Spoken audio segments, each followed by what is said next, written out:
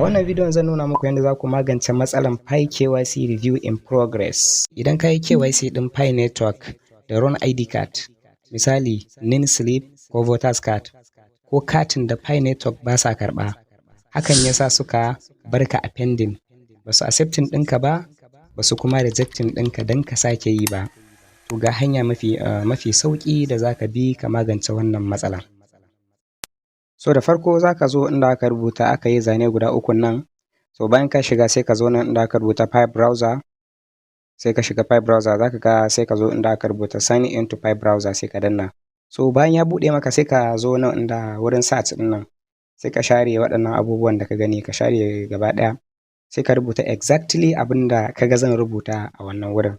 Sai ka rubuta HTTPS column, sai // sai mainpi.com / KYC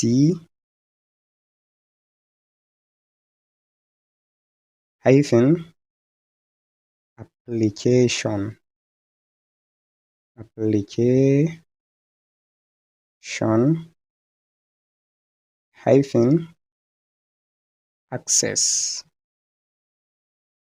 access / shikenan. Exactly abin da ka ga na rubuta a nan. Ina zuwa a wurin main ɗin nan kamar na yi mistake. Main haka yake, mainpi.com / KYC application access sai /.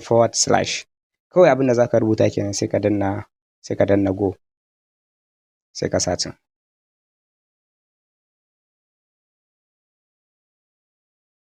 So bayan ka shiga zai kawo ka wannan wuri. So a nan wurin ne za ka miƙa complaint ɗinka game da wannan matsalan. So abu na farko da za ka zo ka rubuta shine username, carefully, no spelling mistake. Ka tabbatar da ka rubuta exact username ɗinka, saboda kar ka je ka rubuta na wani ya zama an tura mishi wannan solution to wannan problem ɗin. So yanda za ka gane username ɗinka shine za ka dawo cikin Pi network ɗinka. Idan ka dawo cikin Pi network ɗinka sai ka zo ga inda aka rubuta profile nan, sai ka shiga profile. So kana shiga profile sai ka zo ga shin nan Amir03, wannan nawa kenan. So kai ma naka za ka same shi a nan. So bayan ka rubuta username ɗinka a nan, to sai ka sauka ƙasa. So a nan gurin abin da za ka rubuta shine exact abin da zan rubuta a nan, to shine kai ma za ka rubuta. Sai ka rubuta uploading a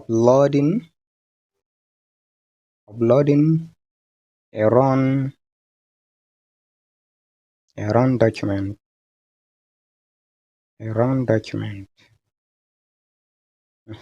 To kaga an gama da nan kenan. To abin da za ka yi sai ka sauka ƙasa.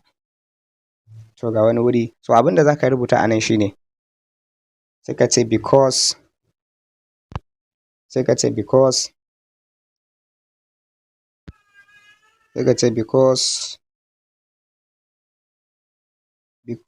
document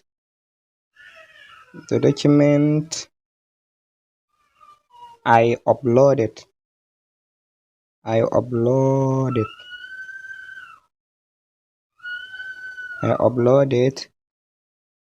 was valid,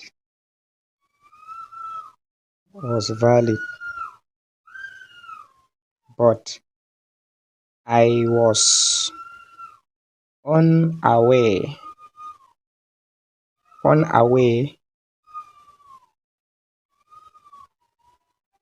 that you don't accept that particular document.